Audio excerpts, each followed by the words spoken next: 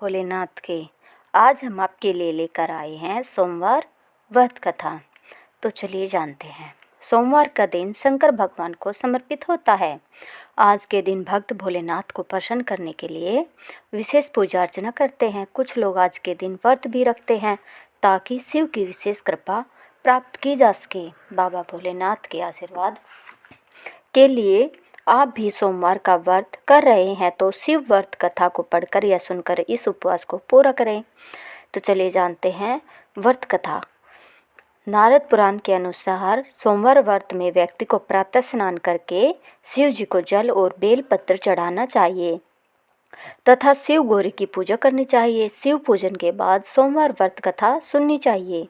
इसके बाद केवल एक समय ही भोजन करना चाहिए। साधारण रूप से सोमवार का व्रत दिन के तीसरे पहर तक होता है, मतलब शाम तक रखा जाता है। सोमवार व्रत 3 प्रकार का होता है: प्रति सोमवार व्रत, सौम्य प्रदोष व्रत और 16 सोमवार का व्रत। इन सभी व्रतों के लिए एक ही विधि होती है।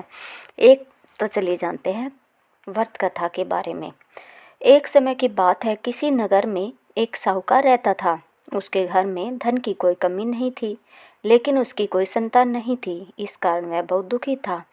पुत्र प्राप्ति के लिए वह प्रत्येक सोमवार व्रत रखता था और पूरी श्रद्धा के साथ शिव मंदिर जाकर भगवान शिव और माता पार्वती की पूजा करता था।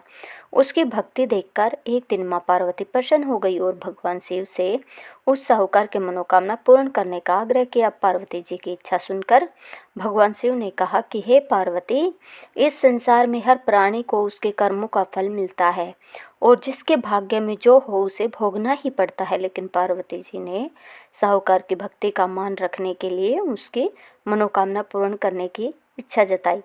माता पार्वती के आग्रह पर शिव जी ने साहूकार को पुत्र प्राप्ति का वरदान तो दिया, लेकिन साथ ही यह भी कहा कि उसके बालक की आयु केवल 12 वर्ष की होगी। माता पार्वती और भगवान शिव की बातचीत को साहूकार सुन रहा था। उसे ना तो इस बात की खुशी थी और ना ही दुख। वह पहले की भांति शिव जी की पूजा करता रहा। कुछ समय के बाद साहूकार के घर एक पुत्र का जन्म हुआ।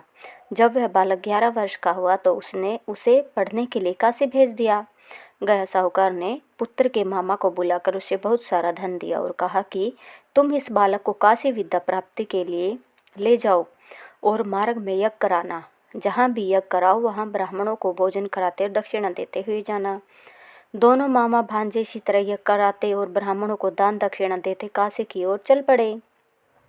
रात में एक नगर पड़ा जहाँ नगर के राजा की कन्या का विवाह था, लेकिन जिस राजकुमारी से उसका विवाह होने वाला था वह एक आँख से काना था। राजकुमार के पिता ने अपने पुत्र के काना होने की बात को छुपाने के लिए एक चाल सोची। साहूकार के पुत्र को देखकर उसके मन में एक विचार आया। उसने सोचा, क्यों न इस लड़के को दूल्हा बनाकर राजकुमारी से विवाह करा दूं। विवाह के बाद इसको धन देकर विदा कर दूंगा और राजकुमारी को अपने नगर ले जाऊंगा। लड़के को दूल्हे के वस्त्र पहनाकर राजकुमारी से विवाह कर दिया गया। लेकिन साहूकार का पुत्र ईमानदार था। उसे यह बात न्याय संगत नहीं लगी। उसने अवसर पाकर राजकुमारी की चुन्नी के पल्ले पर लिखा कि तुम्हारा विवाह तो मेरे साथ हुआ है, लेकिन जिस राजकुमार के संग तुम्हें भेजा जाएगा वह एक आँख से काना है। मैं तो काशी पढ़ने जा रहा हूँ। जब राजकुमारी ने चुन्नी पर लिखी बातें पढ़ी तो उसने अपने माता पिता को यह बात बताई। राजा ने अपनी पुत्री को विदा नहीं किया, जिससे बारात वापस चली गई। दूसरी ओर साहूकार का लड़का और उसका मामा काशी पहुँचे और वहाँ जाकर उन्होंने यज्ञ किया। जिस दिन लड़के की आयु 12 वर्ष की हुई उसी दिन यज्ञ रखा गया। लड़के ने अपने मामा से कहा कि मेरी तबीयत कुछ ठीक नहीं है। मामा ने कहा कि तुम अंदर जाकर सो जाओ। शिवजी के वरदान अनुसार कुछ ही देर में उस बालक के प्राण निकल गए। मर्द भांजे को देख उसके मामा ने विलाप शुरू किया। संयोगवश उसी समय शिवजी और माता पार्वती उधर से जा रहे थे। पार्वती ने भगवान से कहा, स्वामी, मुझे इसके रोने के सवर सहन नहीं हो रहा है। आप इस व्यक्ति के कष्ट को अवश्य दूर करें। जब शिवजी मर्द बालक के समीप गए तो वह बोले कि यह उसी साहूकार का पुत्र है जिसे मैंने 12 वर्ष की आयु का वरदान दिया था। अब इसकी आयु पूरी हो चुकी है।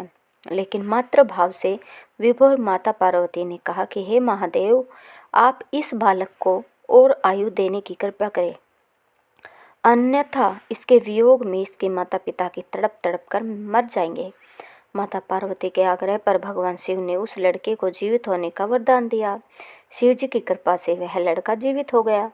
शिक्षा प्राप्त समाप्त करके लड़का मामा के साथ अपने नगर की ओर चल दिया। दोनों चलते हुए उसी नगर में पहुँचे जहाँ उसका विवाह हुआ था। उस नगर में भी उन्होंने यज्ञ का आयोजन किया। उस लड़के के ससुर ने उसे पहचान लिया और महल में ले जाकर उसकी खातिरदारी की और अपनी पुत्री को विदा कर दिया।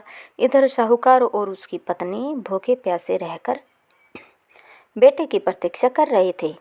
उन्हें प्रण कर रखा था कि यदि उन्हें अपने बेटे की मृत्यु का समाचार मिला तो वह भी प्राण त्याग देंगे, परंतु अपने बेटे के जीवित होने का समाचार पाकर वह बेहद प्रसन्न हुए।